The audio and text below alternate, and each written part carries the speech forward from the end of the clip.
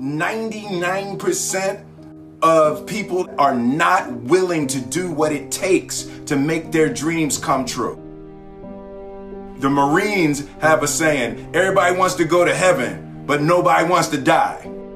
The center of bringing any dream into fruition is self-discipline. Something as simple as food and eating. It's not about your body as much as it is about your mind. It's getting command of your mind to be able to choose actions that are in your own best interest. Every day we are choosing that's not in our own best interest. So if the world is attacking you and the world wants to fight you and the world's trying to hold you down, so you're gonna kick yourself in the balls? So you're gonna stop yourself from getting what you dream. And I think the word discipline has kind of gotten a bad name. We think about it in terms of punishment.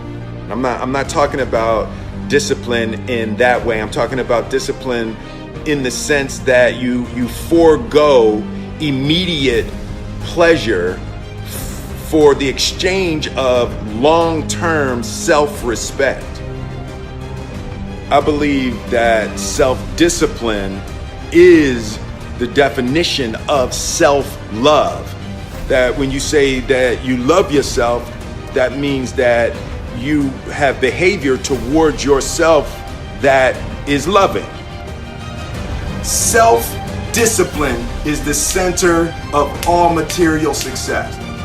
You cannot win the war against the world if you can't win the war against your own mind.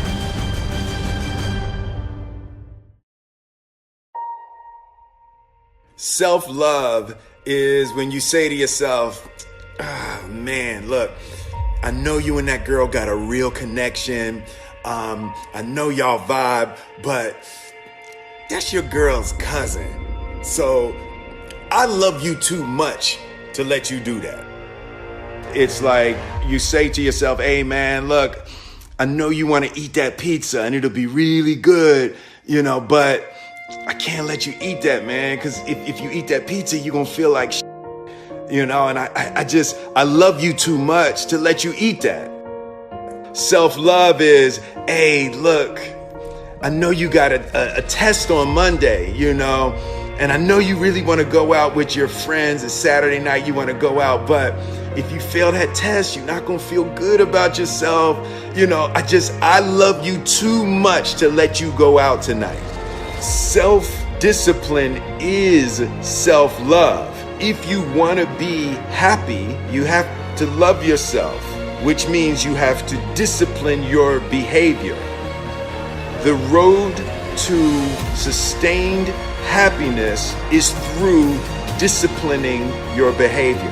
We tend to base our self-esteem on what other people think. And that's not really self-esteem. Self-esteem is supposed to be how we feel about ourselves. And I was just saying how dangerous it is to allow other people to determine how you're going to feel about you. And it's kind of like looking into a broken mirror. You're going to look in a broken mirror and then change your face to try to look good in this defiled, busted, broken mirror. And it just, other people's opinions is a really way to determine how we feel about ourselves.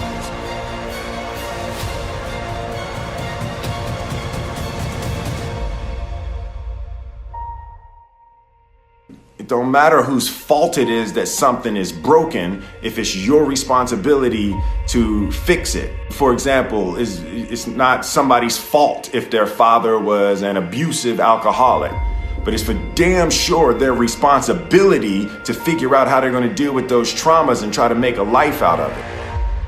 It's not your fault if your partner cheated and ruined your marriage, but it is for damn sure your responsibility to figure out how to take that pain and how to overcome that and build a happy life for yourself. Fault and responsibility do not go together. It sucks, but they don't. When something is somebody's fault, We want them to suffer. We want them punished. We want them to pay. And we want it to be their responsibility to fix it. But that's not how it works, especially when it's your heart. Your heart, your life, your happiness is your responsibility and your responsibility alone. As long as we're pointing the finger and stuck in whose fault something is, we're jammed and trapped into victim mode. When you're in victim mode, you are stuck in suffering. The road to power is in taking responsibility. Your heart, your life, your happiness is your responsibility and your responsibility alone.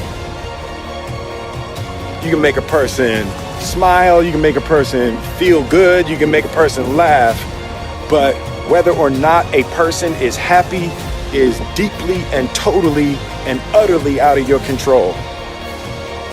The prerequisite for spending time with any person is that they nourish and inspire you. They feed your flame. Look at your last 5 text messages. Are those people feeding your flames or dousing your fire? Put your phone down for just a second and look around. Look to the people around you. Are those people throwing logs on your fire or are they pissing on it?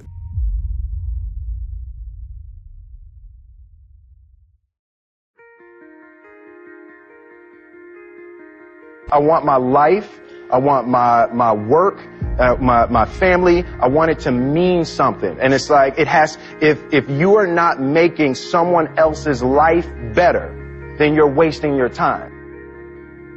The separation of talent and skill is one of the greatest misunderstood concepts for people who are trying to excel, who have dreams that want to do things. Talent you have naturally. Skill is only developed by hours and hours and hours of beating on your craft.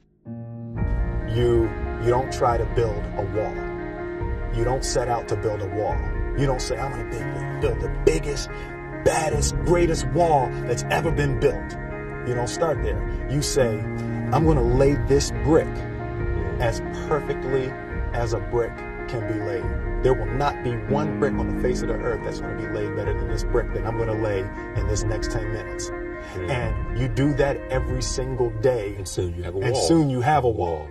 And I think psychologically, the advantage that gives me over a lot of people that I have been in competition with in different situations is it's difficult to take the first step when you look how big the task is.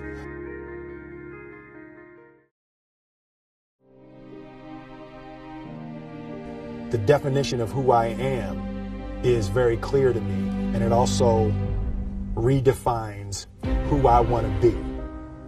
In that I know for a fact that I'm stronger than I thought I was.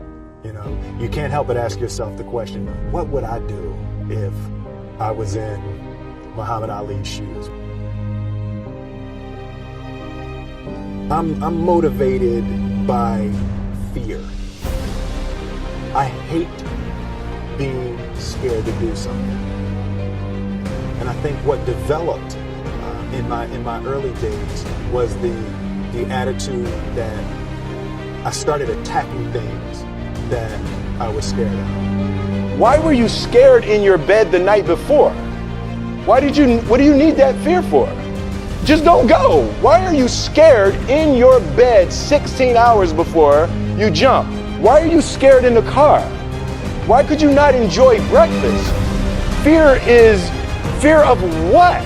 You're nowhere even near the airplane. Everything up to the stepping out, there's actually no reason to be scared. It only just ruins your day. You don't have to jump.